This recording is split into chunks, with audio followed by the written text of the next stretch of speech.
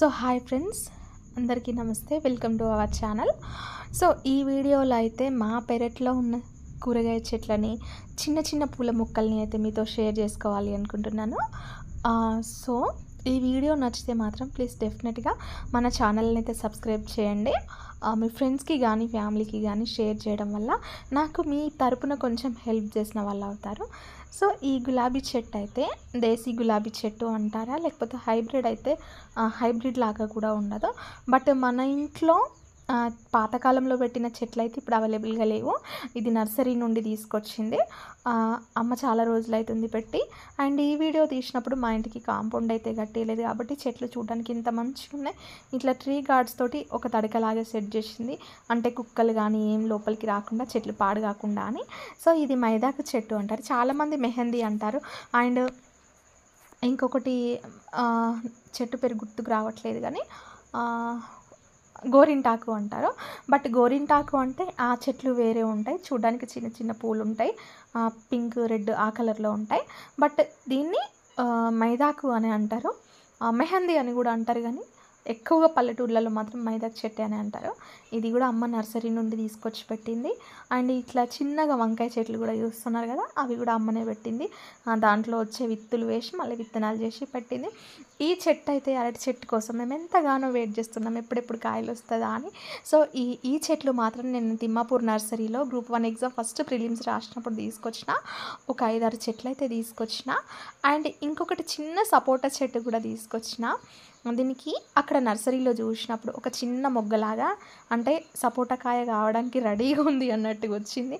But పెట్టి ఎన్ని రోజులైనా సరే ఈ సపోటా కాయ అయితే పెరగనే లేదు. అంటే ప్రాపర్గా దీనికి కావాల్సినంత కేర్ కూడా మేము తీసుకోలేదు అనే చెప్పుకోవాలి.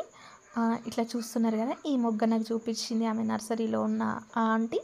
ఇట్లా ఈ చిన్న చిన్న మొక్కలన్నీ గడ్డి మొక్కలు. ఇది యాపిల్ బేర్ చెట్టు అంటారు, చూడ్డానికి పెద్ద గంగిరేని చెట్టు లాగా ఉంటుంది కానీ ఇది యాపిల్ బేర్ చెట్టు అంట. సో నేను ఇప్పుడు వీడియో పోస్ట్ చేస్తున్న ఈ టైంకి ఇది ఆల్రెడీ 2 కాతలు వచ్చింది. అండ్ ఫస్ట్ కాత మంచిగా వచ్చింది, టేస్ట్ అయితే చాలా బాగుంది. చిన్న సైజు యాపిల్స్ లాగా ఉంటాయి. ఇట్లా తోటకూర చెట్లు పెంచుకోవడము పల్లెటూర్లలో కామనే అండి. ఇది దానిమ్మ చెట్టు వచ్చేసి మా అమ్మ ఎప్పుడో చాలా సంవత్సరాల క్రితం పెట్టింది. కాయలు కూడా చాలా ఫుల్ కాతలు వచ్చినాయి, చాలా సార్లు తిన్నాము. అండ్ మేము దానిమ్మ పండ్లు మోస్ట్లీ ఇంతవరకు ఇది పెరిగినప్పటి నుండి బయట తినట్లేదు, కొనట్లేదు. కానీ ఇంకొక సామెత ఉంటుంది కదా, పెరటి చెట్టు మందుకు పనికిరాదు అనేది ఉంటుంది కదా. కానీ ఎంత నెగ్లిజెన్సీ ఉంటుందంటే దీని మీద, అసలు తినడానికి పట్టించుకోము, అసలు ధ్యాసనే ఉండదు. పూలు చూస్తున్నారు కదా ఎంత అందంగా ఉన్నాయో చూడ్డానికి. ఈ చెట్టుకి అయితే కొంచెం కాకరతీగ పాకిపిచ్చింది మా అమ్మ.